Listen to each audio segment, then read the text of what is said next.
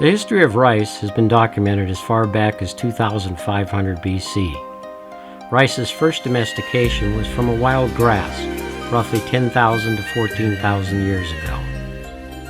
All forms of Asian rice come from a single domestication event that occurred 8,200 to 13,500 years ago in the Pearl River Valley of ancient China.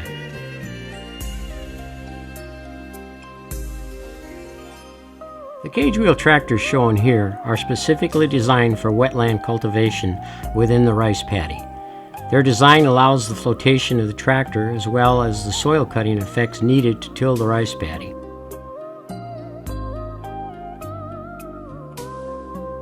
The primary purpose of field leveling is to enhance the yield of the rice overall. Field leveling is accomplished by using many traditional methods along with the use of the oxen. The use of the leveler being used here is called the kaibua. The mechanization of this process is slow for the small farmer, mainly due to the cost. Rice are wetland species, which brought about the invention of the rice paddy by the Chinese farmers around 5000 BCE. Much of what is being shown here is the very traditional methods of planting and harvesting rice.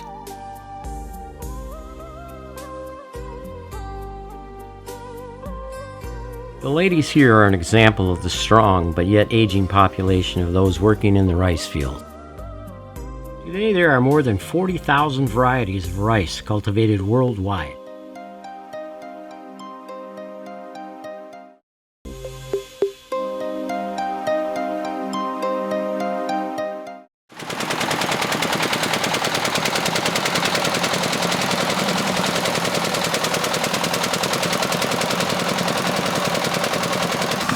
So what's happening here is they're actually thrashing the rice. So the stalks and everything go over here piled up and they end up getting fed to cows. But the rice itself ends up being bagged, such as we're seeing right here on the ground. Thrashing operation for the rice.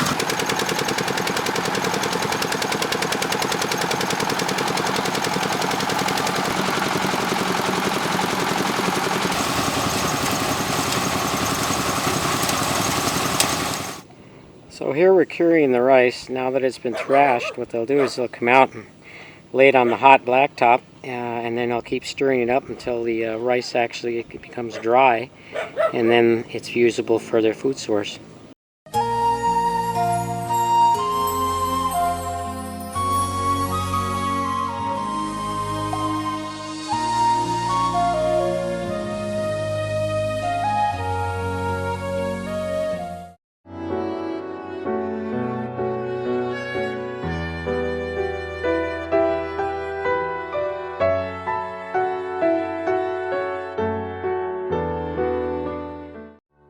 Much of the traditional rice paddy preparation done here in Thailand is very similar to that of Vietnam. Modified mat nursery is the growing of rice seedlings on a designed mat in high concentrations. One of the advantages of planting seedlings in this manner is the fact that they'll be ready for planting in approximately 15 days.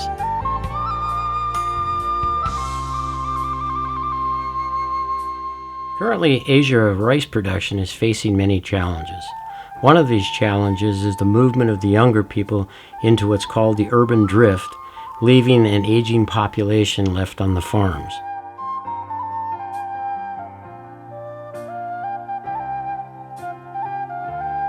Each and every one of these rice plants was planted by hand. Can you imagine the amount of effort that's gone through your back trying to do this for tens of thousands of plants?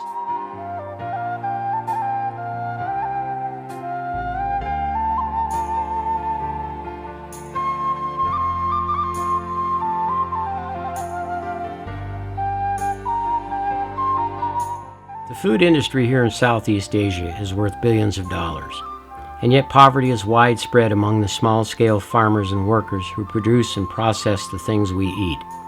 Rice farming in Asia is no exception. Small-scale producers grow the majority of all rice in Asia.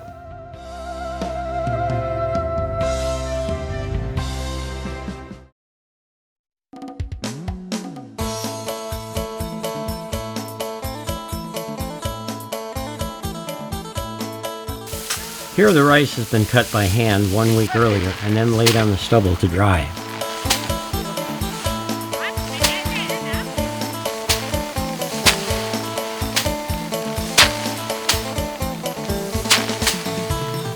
It is then gathered into bundles and then carried to the ones that are doing the threshing.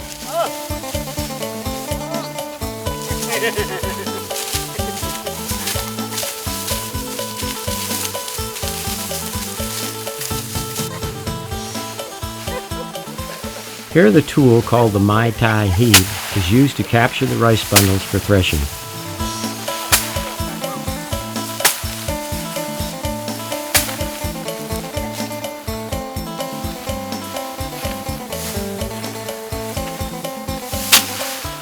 Striking of the rice is called the tea cow.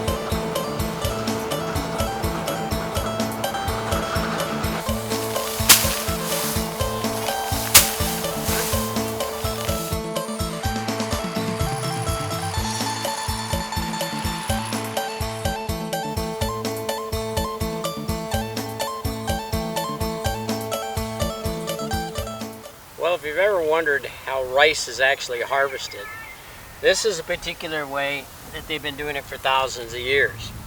They take and they beat the rice off by hand onto a flat area like this or a tarp, and then what they do is they let it dry here for several days until it's actually dry and ready to store. When they do rice like this, it's for their own consumption, whereas the rice that's being harvested by the large machines and trucks, they're usually taken to a processing plant, and much of that rice is probably what you use on your table today. So anyhow, it's just a little insight on how rice is harvested in this particular way for over thousands and thousands of years. So when you eat some rice, appreciate where it came from and the amount of work that went into it.